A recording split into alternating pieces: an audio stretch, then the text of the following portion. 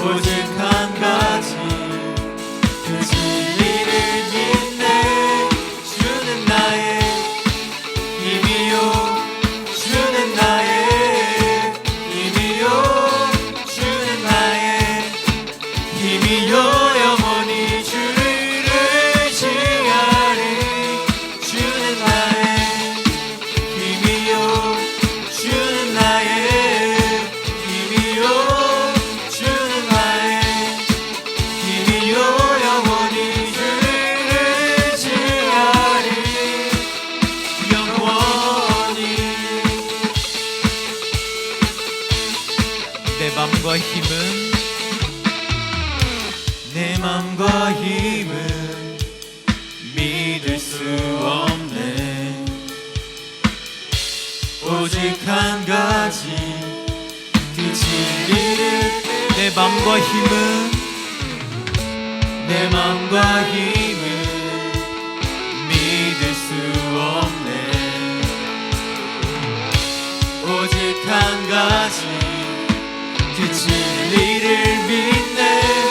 주는 나의 힘이요 주는 나의 힘이요 주는 나의 힘이요 영원히 주를 의지하리.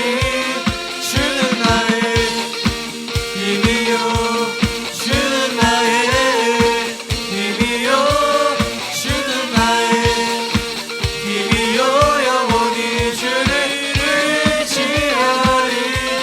주는 나의 힘이요 주는 나의 힘이요 주는 나의 힘이요 영원히 주를 의지하리. 영원히 영원히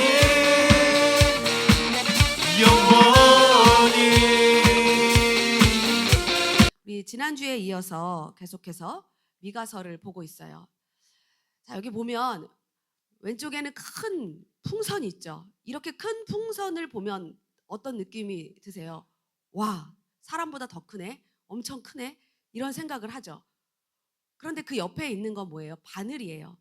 우리가 작은 바늘 하나를 봤을 때는 그래, 바늘이구나, 그냥 뭐 그 정도?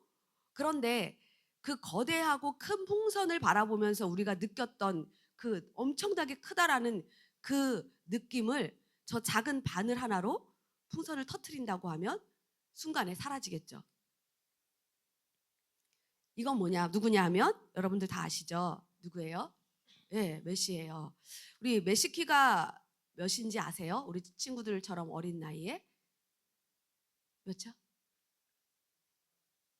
68. 그 전에 메시가 꿈이 축구 선수였는데 가장 컴플렉스가 키였어요. 그래서 우리 친구들처럼 어렸을 때 키가 140cm였어요. 그걸 뛰어넘을 수가 없었고 병원에 갔는데도 더 이상 희망이 없는 키. 그런데 너무 축구를 하고 싶어서 노력하고 주사도 맞고 해서 집사님 얘기한 것처럼 170까지 키가 자랐어요. 그런데 축구 선수로서 170도 결코 크다고 할 수 없어요. 작은 키거든요. 그럼에도 불구하고 메시는 세계적으로 유명한 축구 선수가 되었어요.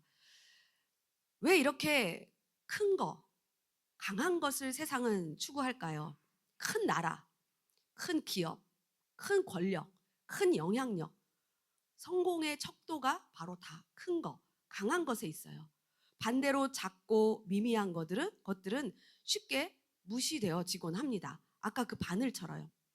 우리는 흔히 위대하고 대단한 일은 좋은 환경, 화려한 배경, 능력, 어떤 힘을 가져야만 가능하다고 생각해요.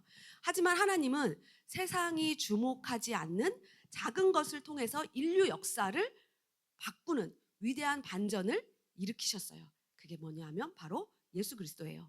오늘 우리가 읽은 미가 선지자는 이스라엘이 감당하기 힘든 위기에 처해 있을 때 하나님의 새로운 구원 계획을 선포합니다.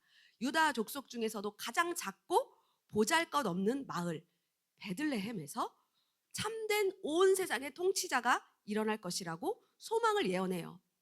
이 말씀은 장차 오실 예수 그리스도를 예고하는 것인데 아니 어떻게 뭐 그 베들레헴 얼마나 작은데 거기에서 위대한 인물 날 수도 있지라고 생각하지만 그렇지 않다는 거예요. 그 오늘날에도 보면 우리가 알고 있는 거대한 기업들이 있어요. 어디가 생각나죠? 이 회사 어딜까요? 애플이에요. 애플이 처음 회사를 시작한 곳이 이 허름한 차고였어요. 여기가 이제 차고 올라가는 곳이죠. 여기에서 사무실 하나를 내고 이렇게 낡은 컴퓨터를 가지고 시작을 했어요. 여긴 어디냐면 바로 나오죠. 컴퓨터에 구글이라고. 구글도 마찬가지로 이렇게 차고를 개조를 해서 문을 달아서 사무실로 이렇게 사용을 했어요. 처음에.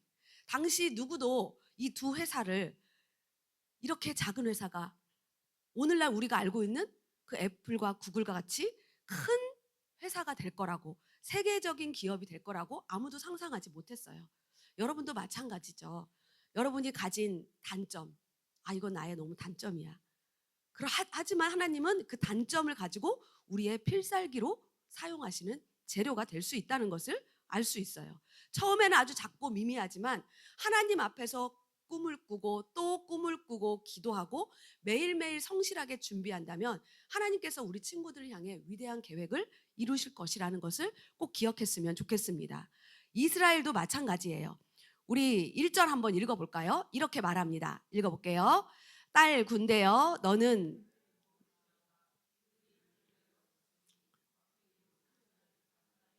치리로다. 베들레헴에서 다스릴 자가 나오리라. 아멘. 무슨 말이냐면 우리 아까 읽었던 본문에 보면 아수르가 나와요.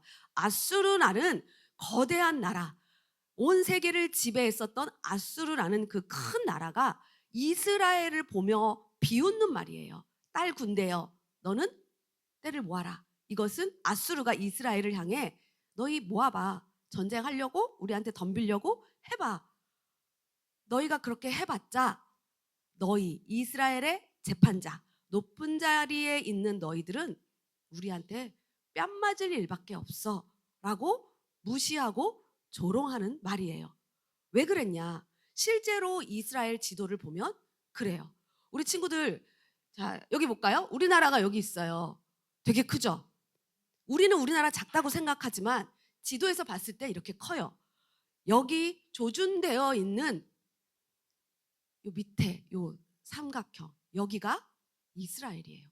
우리나라에 비교해 보면 보이지도 않아요. 정말 작은 나라예요. 당시 지금 얘기한 아수르는 이 근방, 이 일대 전체를 차지하고 있었던 나라가 아수르예요. 그러니 당연히 이 조그마한 나라를 보면서 비웃으며 말할 수밖에 없는 거죠. 그럼 저 잘 보이지 않는 저 이스라엘 나라, 저곳을 좀 더 확대해서 보면 우리가 알고 있는 가나안 땅이 나와요. 이 글씨로 여기 나라가 다 찼어요. 여기가 이스라엘 전체예요. 이게 또 다시 북이스라엘과 남유다로 나눠지게 되죠. 저 가나안 땅 조금 더 가까이 들어갔더니 우리가 읽었던 베들레헴은 어디 있느냐? 여기 이렇게 점으로 찍혀 있어요. 너무 작은 나라에, 너무 작은 지역에 이 베들레헴이라는 이 작은 지역에서 하나님이 하신 일이 과연 뭘까? 이 베들레헴은 인구가 몇 명이냐면 신학자들의 말에 의하면 약 300명이래요. 우리 교회 성도가 몇 명이냐면 1000명이 넘어요. 우리 교회의 차세대 전체 다 포함해서도 3분의 1도 안 되는 인구가 저기 살고 있었어요. 그러면 너무 누군지 다 알겠죠. 누구네 집에 숟가락이 몇 개, 젓가락이 몇 개, 어떤 반찬 먹고 어떤 일을 하고 그 집에서 무슨 일이 일어났는지 다 알 정도로 작고 초라하고 보잘것없는 곳. 그런데 하나님은 이 작은 곳에서 위대한 일을 하시겠다는 희망을 지금 미가 선지자를 통해서 하고 있어요. 베들레헴은 그 누구도 야 너 충분해, 너 할 수 있어, 야 그 정도는 돼야 거기에서 구원자가 날 수 있지 라고 말할 수 없는 곳에서 태어났어요. 아무도 관심 가져주지 않는 베들레헴. 왠지 내 모습 같지 않나요? 나라는 존재를 바라보면 그렇게 대단한 인물이 될 것 같지도 않고 위대한 사람이 될 것 같지도 않고 나 지금 딱히 하고 싶은 꿈도 없고 희망도 없고 그냥 하루하루 학교 가고 집에 오고 학원 가고 방학하면 쉬고 그게 내 일생인데 뭐 하고 싶은 것도 없어. 그런데 하나님이 우리 친구들 한 명 한 명에게 다 찾아오셨다는 거예요. 베들레헴과 같은 나에게 찾아오셨다는 거예요. 그 왕 되신 분이 나를 찾아오셔서 나에게 왕으로서 나를 이끌어 가 주시겠다고 말씀하고 계세요. 얼마나 가슴 벅찬 일인가요? 그걸 어떻게 증명할 수 있냐? 4절 말씀을 보면 2절 말씀을 보면 이렇게 말합니다. 4절인데요. 4절 한번 읽어보겠습니다. 4절만 시작. 여호와의 능력과 의지하고 서서 목축하리니 그들이 거주할 것이라. 이제 그가 창대하여 땅끝까지 미치리라. 네, 여기 보면 그가 여호와의 능력과 그의 하나님 여호와의 이름의 위엄을 의지했다. 그리고 서서 뭐 했대요? 목축했대요. 목축했다는 건 목자예요. 예수님이 우리 안에 오셔서 존재감 없는 내게 오셔서 내 주인, 목자가 되셔서 목축, 나를 이끌어 가 주시겠다고 말하고 있어요. 목자는 뭘 알아요? 그 양들이 무엇을 먹을지, 뭐가 필요할지, 어떨 때 쉬어야 될지, 지금 어떤 상황인지 너무 잘 아는 게 바로 목자예요. 예수님이 내게 오셔서 그 목자가 되어 주신다고 말씀하고 계시는 거예요.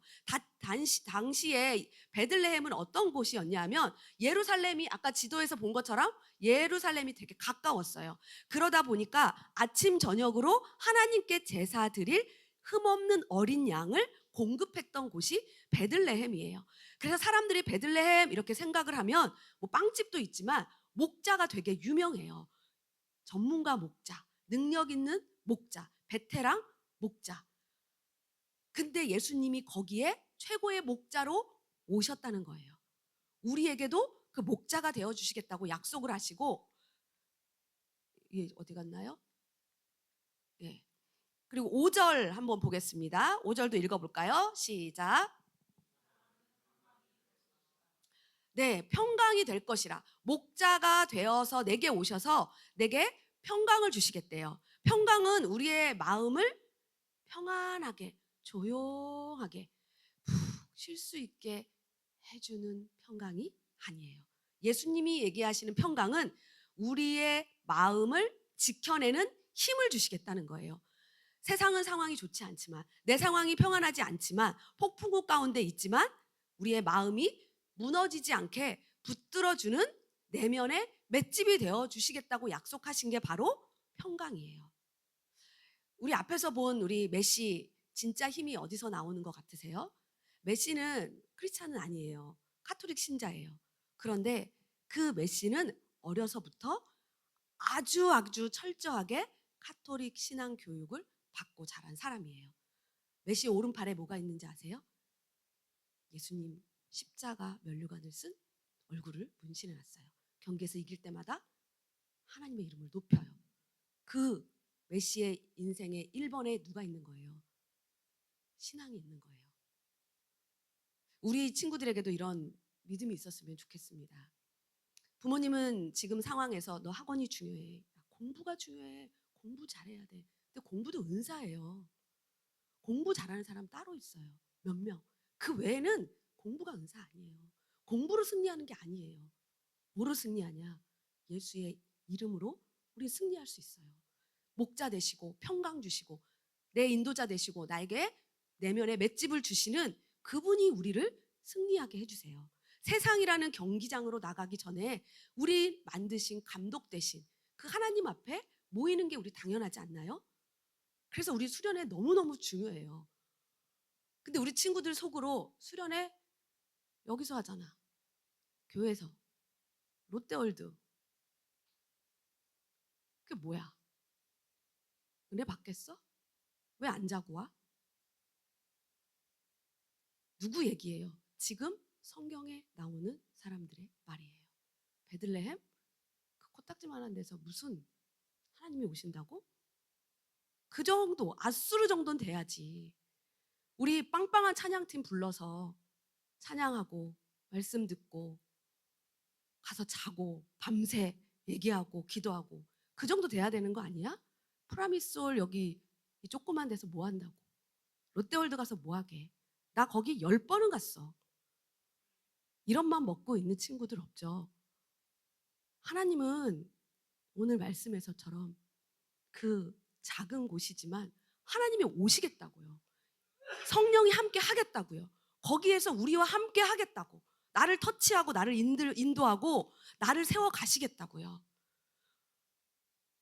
수천 년 전 이 땅에 베들레헴 그 보이지 않는 그 작은 지역에 오신 그 주님이 만왕의 왕이 되셔서 우리를 다스리고 내 주인이 되신 것처럼 내 인생을 책임지고 내 모든 삶을 책임지고 내 이후의 영생까지도 책임지시는 그분이 말씀하시는 이 작은 곳, 사람들의 우리 친구들의 눈에 별로야, 아니야 라는 그곳에 하시겠다고, 함께 하겠다고 초청하고 계세요. 아직 고민하고 있는 친구들, 갈등하고 있는 친구들 있다면 사람 바라보지 마시고 환경 바라보지 마시고 조건 바라보지 마시고 주님 바라보시고 주님이 부르신 그 장소에 오셔서 은혜 받고 주님과 동행하며 하나가 되는 우리 친구들이 되길 주님의 이름으로 축원합니다. 다 같이 기도할까요?